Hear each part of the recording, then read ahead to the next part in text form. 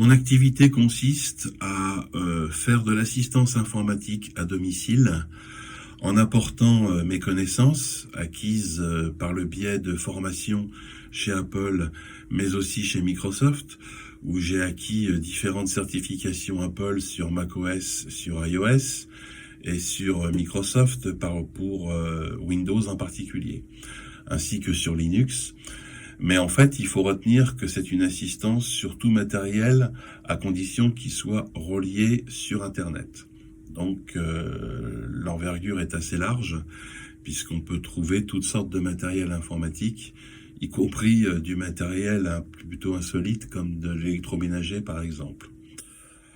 Mon activité, elle consiste surtout principalement à apporter une formation, voire des formations successives en répondant à différentes questions de ma clientèle, mais aussi en donnant des conseils pour l'optimisation de leur matériel déjà existant, mais aussi du matériel prévisible en fonction des achats qu'ils aimeraient faire.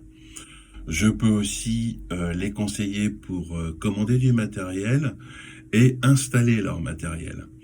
Donc la palette des possibilités est assez large, leur permettant de pouvoir répondre à des questions et surtout les assister au mieux sur leur propre matériel. Mon client type est surtout des personnes âgées, des personnes qui ont à partir de 50 ans, rarement des jeunes. On va dire que la plupart de mes personnes sont plutôt âgées à partir de 60-65 ans jusqu'à 85 ans à peu près, environ.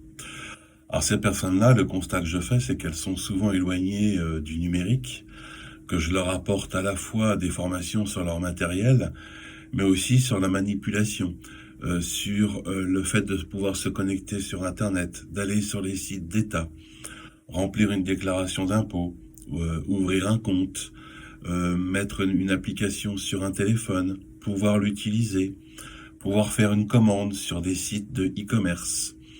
C'est généralement la plus grosse partie de mon travail au niveau de la formation, mais aussi au niveau de leur connaissance sur le numérique. Est-ce que la fracture numérique est assez proche pour eux? D'une manière générale, oui. À la fois pour ces personnes-là, mais aussi curieusement pour des personnes qui pourraient être un petit peu plus jeunes. Sinon, la plus grosse partie de mon travail reste à la fois dans la formation, bien sûr, mais aussi sur la mise en place de leur matériel, les réglages, l'optimisation de leur matériel et la prévision pour des futurs achats.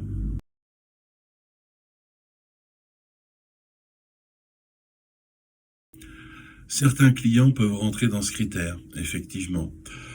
C'est loin, mais alors très loin d'être la majorité. Si on prend une répartition en pourcentage, on va dire que les clients dits aisés, pour être correct, représentent à peu près 5 à 8% de ma clientèle. Le restant, on va tomber plus généralement sur la classe moyenne, dans toute sa grandeur, au niveau de la classe moyenne de première catégorie et la catégorie supérieure. La répartition va plutôt rester dans des gens simples de catégorie inférieure. Les catégories supérieures ont souvent des formations de par leur travail ou de par leurs connaissances antérieures.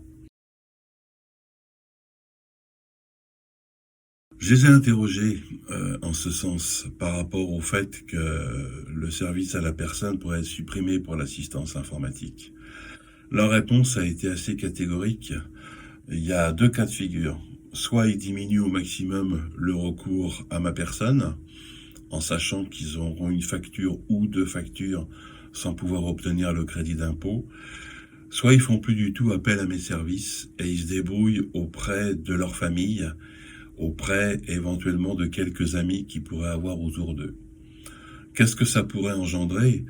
Ça pourrait engendrer bien automatiquement la continuation de la fracture numérique. C'est-à-dire les gens qui ont besoin d'avoir une certaine assistance, dans les faits que j'évoquais précédemment, continueraient dans l'ignorance et à se débrouiller tout seuls. Et en l'occurrence, ils y arriveraient ou ils y arriveraient pas. Ils feraient des mauvais choix aussi dans leur matériel, c'est souvent que je constate du matériel démesuré par rapport à leurs besoins.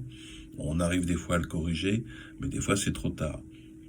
Ce qu'il faut retenir, c'est que par rapport à ce qu'ils me disent, s'il n'y avait plus d'assistance à la personne par le biais de ce crédit d'impôt, ils auraient pratiquement plus recours au service d'un technicien agréé en service à la personne.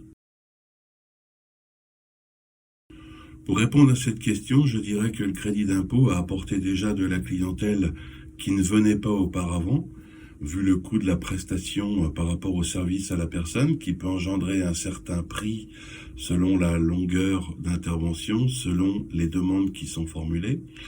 Ça a apporté aussi le sérieux de faire voir que l'on est reconnu par l'État dans un service donné auprès des clients en service à la personne. Ça, pour eux, c'est aussi extrêmement important. C'est aussi important que le crédit d'impôt qui est engendré par le service. Je dirais, par rapport au crédit d'impôt, sur les bienfaits que ça a pu apporter à l'entreprise, c'est la fidélisation des clients. Je les revois fréquemment. Ils n'ont pas peur de poser certaines questions importantes liées à leur matériel, liées à leur interrogation sur du futur matériel en rapport à leur activité. On parle aussi de l'optimisation. On essaye de les arranger au mieux par rapport à leur matériel sans engendrer de la dépense. Et toutes ces questions-là, par le biais du service à la personne et ce crédit d'impôt apporté, leur permet d'avoir recours au service beaucoup plus fréquemment.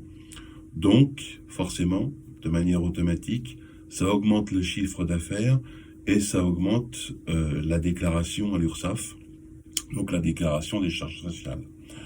Donc je dirais qu'il y a plusieurs avantages. Ça fait accroître l'activité de l'entreprise et accroître en même temps le chiffre d'affaires. Je dirais que par rapport à ce crédit d'impôt, j'ai pu échanger avec différents collègues qui ont le même métier, qui exercent le même métier que moi, et on a les mêmes craintes en cas de disparition du crédit d'impôt aussi simplement que celui-ci. On va perdre des clients. On estime perdre autant de clients qui sont arrivés, c'est-à-dire en tout cas au minimum 50% de notre clientèle. Donc ça, c'est quelque chose qu'on risque de voir très rapidement si cette proposition passait de suppression pure et simple du crédit d'impôt. Alors effectivement, c'est une question importante puisque eux-mêmes me disent que je suis un service public auprès d'eux. Je me permets pas de le dire moi-même, je laisse mes clients s'affirmer, s'exprimer. Ils me le disent assez régulièrement car j'arrive à les dépanner, j'arrive à les renseigner, j'arrive à répondre à leurs questions. Quand je ne sais pas répondre, je me renseigne, je centralise et je leur apporte des réponses. Mais surtout, c'est que je les dépanne. Très souvent, c'est du dépannage au niveau des fonctionnalités informatiques qui sont liées à Internet.